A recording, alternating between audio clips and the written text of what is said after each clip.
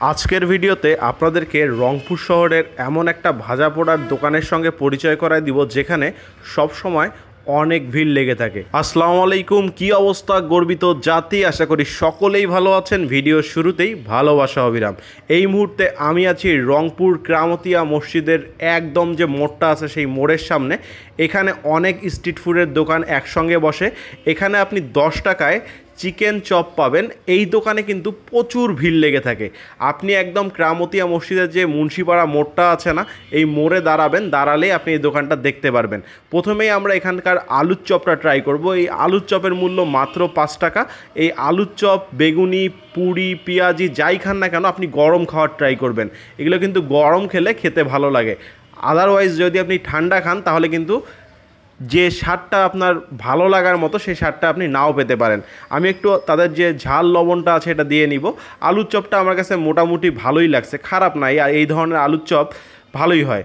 এরপর আমরা এখানকার যে আপনার পেঁয়াজিটা আছে এটা ট্রাই করব। এই পেঁয়াজির মূল্য হচ্ছে মাত্র 5 টাকা। পেঁয়াজিটা একটু সাইজে ভালোই আছে, যে ধরনের সাইজ হওয়া উচিত 5 টাকা অনুযায়ী সেই রকম।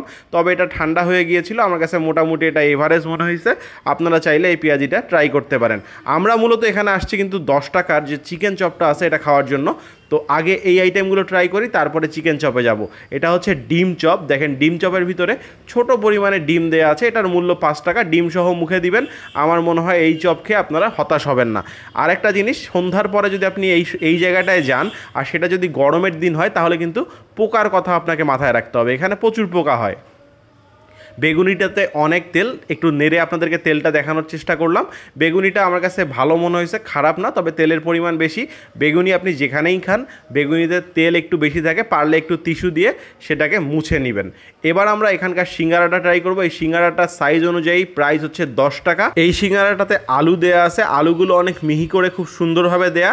আর সিঙ্গারার স্বাদটা কিন্তু খেতে অনেক ভালো লাগতেছে, সেটা আমার মুখের অবস্থা দেখে আপনারা বুঝতে পারতেছেন। এখানকার সিঙ্গারা, বেগুনি, তারপরে আলুর চপ, ডিম চপ, পেঁয়াজি সব কিছু যদি আমার মুখের স্বাদ অনুযায়ী রেটিং করতে বলেন, আমি একসাথে একটা রেটিং করে দিই আপনাদেরকে 6.5 আউট অফ 10। এবার চলেন আমরা এখানকার চিকেন যে চপটা আছে এটা খাবো। এই চিকেন চপের জন্য এখানে আসা। এই যে এটা ভাঙলাম, ভিতরে এই পরিমাণে চিকেন থাকে, খুবই সামান্য, মাত্র 10 টাকা দাম। তো বুঝতেই পারতেছেন যে কেমন থাকা উচিত। সব মিলে চিকেন চপটা আমার কাছে ঠান্ডা ছিল, মোটামুটি এভারেজ লাগছে। এটা আসলে ওই রকম তেমন কোনো কিছু না। গরম কেমন লাগে যেহেতু আমি খাইনি, তো আমি এটা বলতেও পারতেছি না। আমার কাছে ঠান্ডায় খুব একটা ভালো লাগেনি। তবে এখানকার সিঙ্গারাটা দ্বিতীয়বার ট্রাই করা যায়। সকাল 7টাতে কয়টা বন্ধু বিক্রি করে? রাত্রে 12টা পর্যন্ত। চিকেন চপটা কি সবসময় পাওয়া যায়? আর বাকি আপনার চিকেন চপ 20 টাকা, সিঙ্গারা 10 টাকা, বাকি সব আইটেম 5 টাকা।